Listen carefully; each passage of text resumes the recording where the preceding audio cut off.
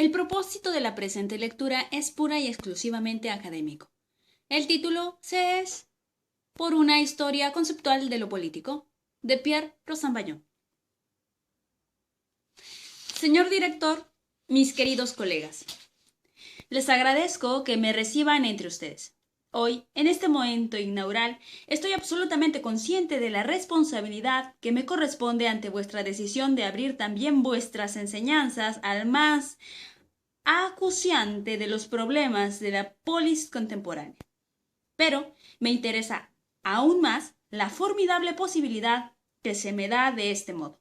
Una posibilidad en lo que espero que sea la mitad del recorrido de mi trabajo, de poder insuflar un nuevo aliento a mis investigaciones, inscribiéndolas a partir de ahora en un sitio intelectual único por su radical libertad, más allá de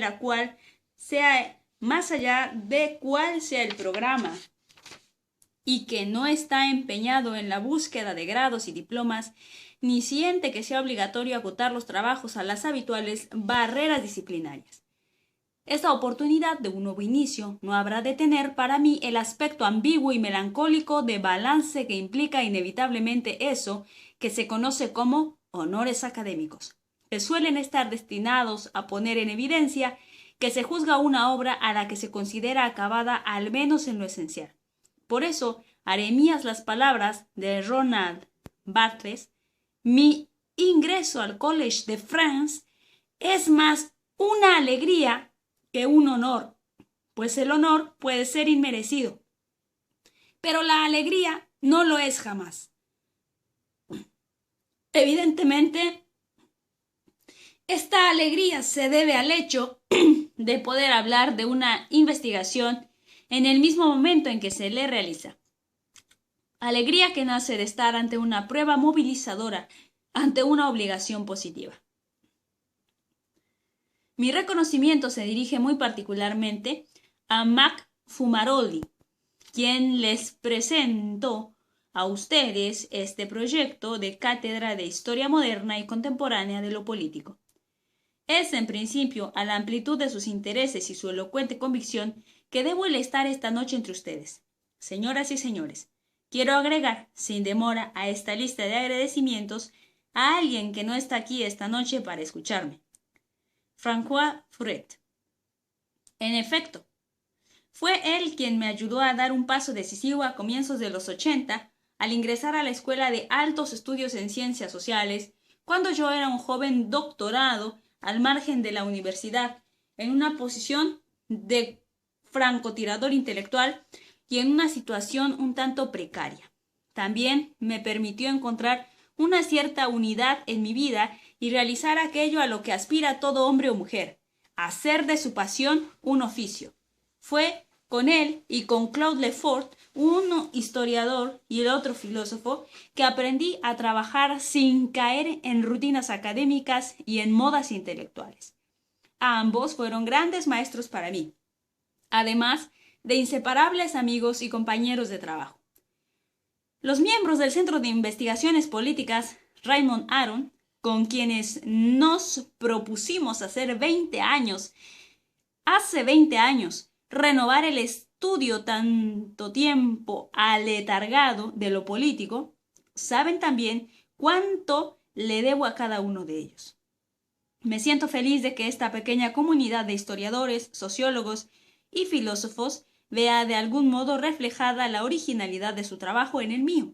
Aun cuando la lista de todos aquellos a los que debo agradecer sería muy grande, me limitaré a citar a ese gran medievalista que fue Paul Binoche.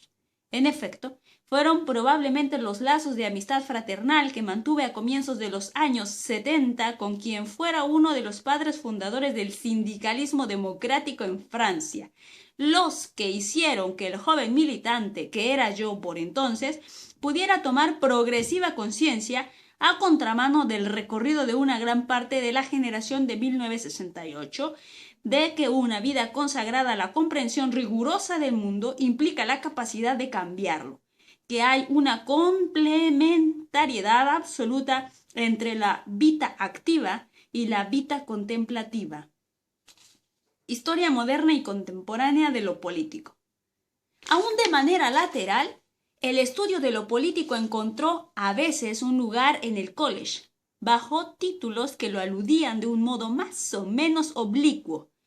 Naturalmente, hay que mencionar aquí de manera particular a André Siegfried, el autor de Tableau politique de la France de l'Ouest, cuadro político del oeste de Francia, quien, siendo titular de una cátedra de geografía económica y política, fue uno de los pioneros del análisis electoral en este país. La cuestión del poder y de su génesis estuvo en el centro de las enseñanzas vinculadas con la sociología y con la filosofía. Basta con pensar en los trabajos de Raymond Aron o de Michel Foucault, que tanto han influido en mi generación, aunque de manera muy diferente. Se conoce también el papel decisivo que ha jugado más recientemente Maurice Allon con su estudio de las mentalidades y culturas políticas del siglo XIX francés. Esta nueva cátedra se inscribe en esta historia, aun cuando estos antecedentes inmediatos no constituyen una genealogía en sentido estricto. También esta cátedra está próxima, si no en contenido, al menos en espíritu, a ciertas enseñanzas impartidas aquí durante el siglo XIX.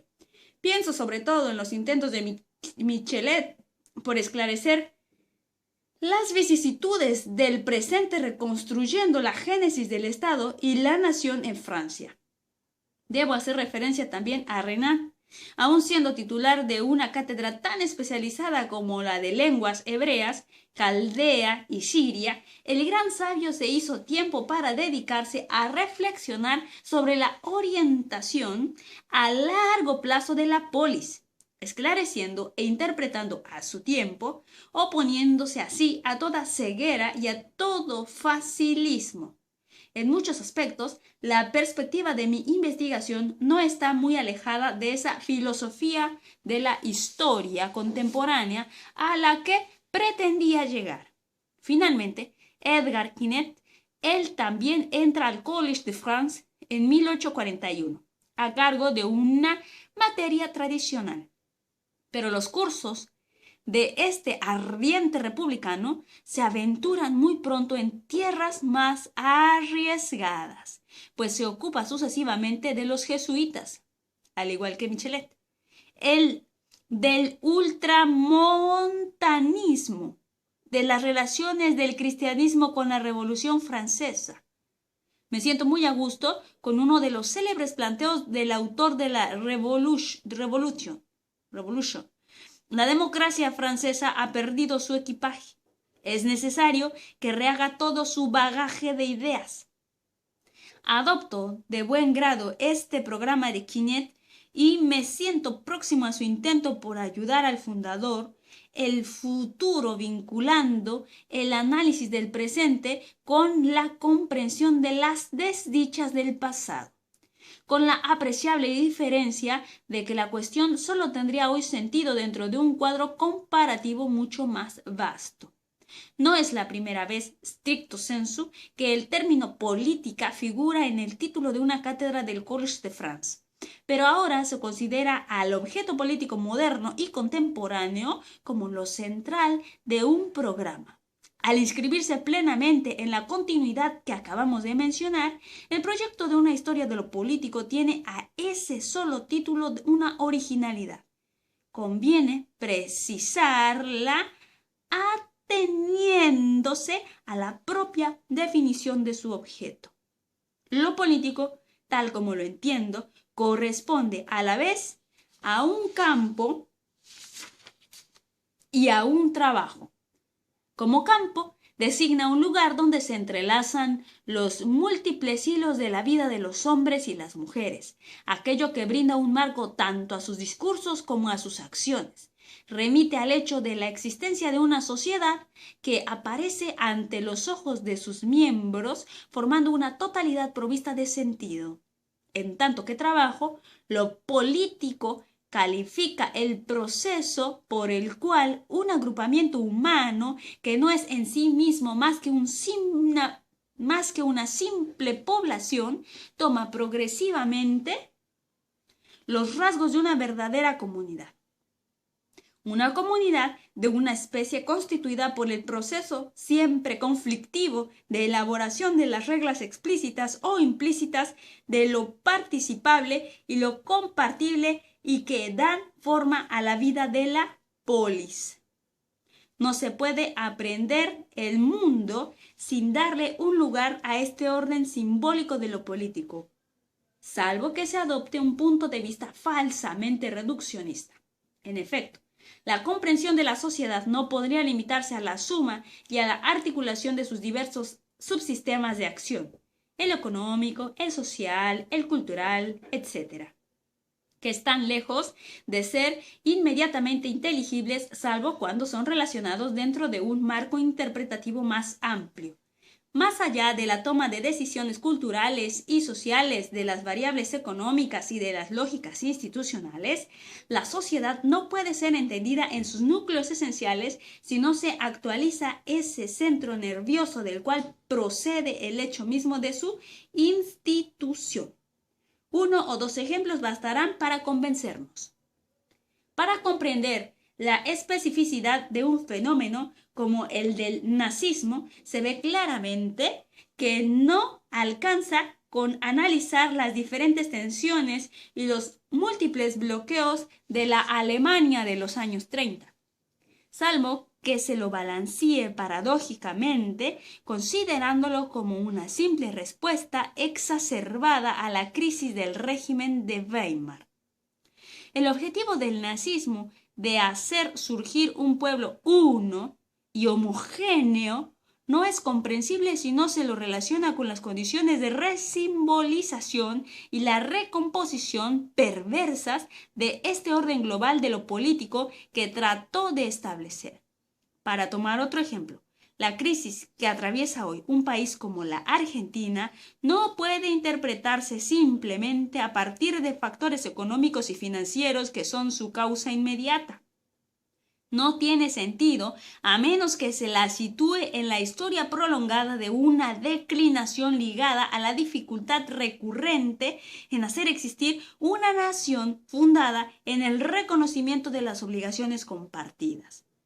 Por lo tanto, conviene analizar las cosas en un nivel que podríamos calificar como globalizante para esclarecer de manera fructífera muchas de las más acuciantes preguntas contemporáneas, ya sea que se trate de pensar las formas futuras en Europa, de analizar las transformaciones de la democracia en la era de la mundialización, de aprender el destino de la forma-nación, de comprender las mutaciones del estado de bienestar, de evaluar las condiciones en que se tomen en cuenta los problemas de largo plazo en las sociedades que están sometidas a la dictadura del presente. Es siempre a esa cuestión clave de lo político que regresan nuestras perplejidades e inquietudes actuales. Al hablar sustantivamente de lo político, califico también de esta manera a una modalidad de existencia de la vida comunitaria y a una forma de la acción colectiva que se diferencia implícitamente del ejercicio de la política. Referirse a lo político y no a la política es hablar del poder y de la ley, del Estado y de la nación, de la igualdad y de la justicia, de la identidad y de la diferencia, de la ciudadanía y de la civilidad. En suma, de todo aquello que constituye a la polis, más allá del campo inmediato de la competencia partidaria por el ejercicio del poder, de la acción gubernamental, del día a día y de la vida ordinaria de las instituciones. Esta cuestión adquiere la mayor importancia en las sociedades democráticas, es decir, en aquellas donde las condiciones para la vida en común no están definidas a priori, establecidas por una tradición o impuestas por una autoridad. En efecto, la democracia constituye a la política en un campo sumamente abierto a partir de las tensiones e incertidumbres que subyacen en ella. Si después de más de 2 siglos sigue apareciendo como el indispensable principio organizador de todo orden político moderno, el imperativo que traduce esa evidencia es también tan intenso como impreciso. Dado que es fundadora de una experiencia de libertad, la democracia no deja nunca de constituir una solución problemática para instituir una polis de hombres libres. En ella se unen desde hace mucho tiempo el sueño del bien y la realidad de lo confuso. Esta coexistencia tiene de particular que no se trataría de un ideal lejano con el cual estaría de acuerdo todo el mundo. Las divergencias sobre su definición remiten al orden de medios empleados para realizarla. Solo por eso, la historia de la democracia no es una experiencia fracasada o una utopía traicionada. Bien lejos de corresponder a una simple incertidumbre práctica sobre sus distintos modos de funcionamiento, el sentido flotante de la democracia participa fundamentalmente de su esencia. Alude a un tipo de régimen que no ha dejado de resistirse a una categorización que resulte libre de discusiones.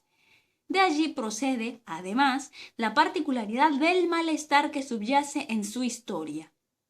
El cortejo de decepciones y la sensación de traición que la han acompañado desde siempre han sido tan intensos como consecuencia de que su definición no ha logrado completarse. Una vacilación como esta constituye el impulso de una búsqueda y de una insatisfacción que pugnan simultáneamente por explicitarse. Hay que partir de este hecho para comprender la democracia. En ella se encabalgan la historia de un desencanto y la historia de una indeterminación. Esta indeterminación se inserta en un sistema complejo de equívocos y de tensiones que estructuran desde su origen a la modernidad política, como lo muestra el estudio de las revoluciones inglesa, norteamericana y francesa. En principio, un equívoco sobre el sujeto mismo de esta democracia, pues el pueblo no existe sino a través de representaciones aproximativas y sucesivas de sí mismo. El pueblo es un amo indisociablemente imperioso e inapresable. Es un nosotros, un sé, cuya figuración está siempre en disputa. Su definición constituye un problema al mismo tiempo que un desafío. En segundo lugar, una tensión entre el número y la razón, entre la ciencia y la opinión, pues el régimen moderno instituye la igualdad política a través del sufragio universal, y al mismo tiempo que plantea su voluntad de constituir un poder racional cuya objetividad implica la despersonalización. En tercer lugar, incertidumbre sobre las formas adecuadas del poder social, pues la soberanía popular trata de expresarse a través de instituciones representativas que no logran encontrar la manera de llevarla a la práctica. Finalmente, una dualidad que convive en la idea moderna de emancipación entre un deseo de autonomía de los individuos, con el derecho como vector privilegiado, y un proyecto de participación en el ejercicio del poder social que, en consecuencia, pone a la política en el lugar de mando, una dualidad entre la libertad y el poder, o entre liberalismo y democracia, para decirlo de otro modo. Esta concepción de lo político conduce a que el enfoque histórico sea la condición necesaria para su completa comprensión. En efecto, no se puede aprender lo político tal como acabo de definirlo, más que restituyendo de manera evidente el espesor y la densidad de las contradicciones y ambigüedades que subyacen en ello. Por lo tanto, mi ambición es pensar la democracia retomando el hilo de su historia. Pero es necesario precisar enseguida que no se trata solamente de decir que la democracia tiene una historia. Hay que considerar más radicalmente que la democracia es una historia indisociable de un trabajo de investigación y experimentación, de comprensión y de elaboración de sí misma. Entonces, el objetivo es rehacer la genealogía extensa de las cuestiones políticas y contemporáneas para que resulten totalmente inteligibles. La historia no consiste solamente en apreciar el peso de las herencias, en esclarecer simplemente el presente a partir del pasado, sino que intenta hacer revivir la sucesión de presentes tomándolos como otras experiencias que informan sobre la nuestra.